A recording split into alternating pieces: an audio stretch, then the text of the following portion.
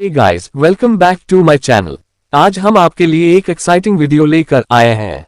आपको मैंने पिछले वीडियो में म्यूचुअल फंड इन्वेस्टमेंट के बारे में बताया था। तो दोस्तों आज हम म्यूचुअल फंड SIP के बारे में बात करेंगे। दोस्तों जब भी हम अपना पहला इन्वेस्टमेंट करते हैं तो अक्सर हमारे मन में बहुत सारे कंफ्यूजन से बहुत सारे सवाल आ जाते हैं कि हमें अपना इन्वेस्टमेंट कैसे शुरू करना चाहिए, कब शुरू करना चाहिए और मोस्ट इम्पोर्टेंटली कहां से शुरू करना चाहिए। लेकिन क्या आप जानते हैं SIP या फिर सिस्टेमेटिक इन्वेस्टमेंट प्लान एक बहुत ही पॉपुलर इन्वेस्टमेंट ऑप्शन बन गया है, क्योंकि SIP हैज कैपेसिटी कि वो आपको overall long period of time एक बेहतरीन रिटर्न्स लाकर दे सके। तो वीडियो शुरू करते हैं।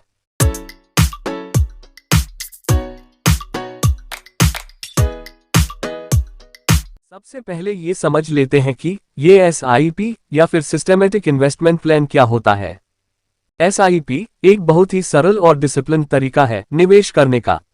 इसमें आपको एक म्यूचुअल फंड स्कीम चूज करनी होती है। म्यूचुअल फंड में पैसा एक साथ बहुत से इन्वेस्टर्स से कलेक्ट किया जाता है और फिर उस पैसा को शेयर्स, बॉन्ड्स या अन्य सिक्योरिटीज में इन्वेस्ट किया जाता है।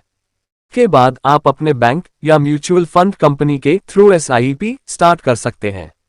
आपको सीट मैंडेट फॉर्म फिल करना होगा जिसमें आप अपने bank account details, KYC, SIP amount और ड्यूरेशन स्पेसिफाई करेंगे। एक बार फॉर्म प्रोसेस हो जाने के बाद आपका SIP स्टार्ट हो जाएगा। SIP में इन्वेस्ट करते समय आपको कुछ बातों का ध्यान रखना चाहिए। पहले आपको अपनी फाइनेंशियल गोल्स डिसाइड करनी होगी कि आपको कितने समय बाद कितना पैसा चाहिए। दूसरा, आपको अपने रिस्क टॉलरेंस लेवल को समझना होगा। अगर आपको हाई रिटर्न्स चाहिए तो आपको high risk mutual funds choose करने होंगे। तीसरा, आपको एक अच्छा म्यूचुअल फंड स्कीम चूज करना होगा। SIP एक ऐसा प्लान होता है जैसे कि आप हर महीने एक फिक्स रकम डालते हैं। ये रकम 1000 रुपये भी हो सकती है या उससे ज्यादा भी। इस प्लान में ये रकम कैसे इन्वेस्ट करनी है, जैसे हर महीने में या 3 महीने में या 1 साल में एक बार जमा करना चाहते हैं। आपने जो रकम देना तय करेंगे वो फंड मैनेजर म्यूचुअल फंड में डालेगा और जो तारीख लिखी होगी उस पर वो पैसा आपके अकाउंट से निकल जाएगा। अब आपको गणित करके बताते हैं कि ये रकम कैसे बढ़ेगी।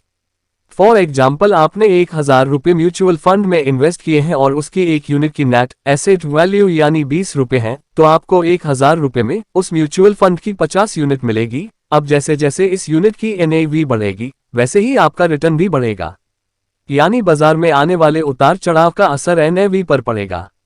ऐसे ही अगर मार्केट गिरता है तो आपको घबराना नहीं है।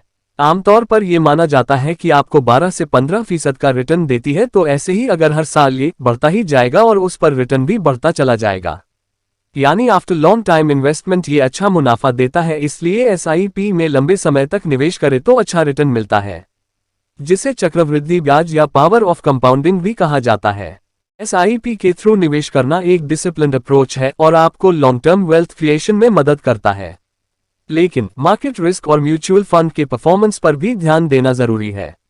इसलिए मैं आपको सलाह दूंगा कि आप एक फाइनेंशियल एडवाइजर से बात करें और अपने फाइनेंशियल गोल्स के हिसाब से सही म्यूचुअल फंड स्कीम चूज करें।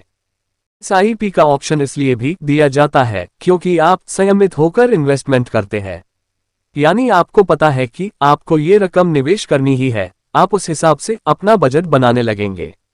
तो अगर आप इन्वेस्टमेंट का मन बना रहे हैं तो SIP के बारे में सोच सकते हैं।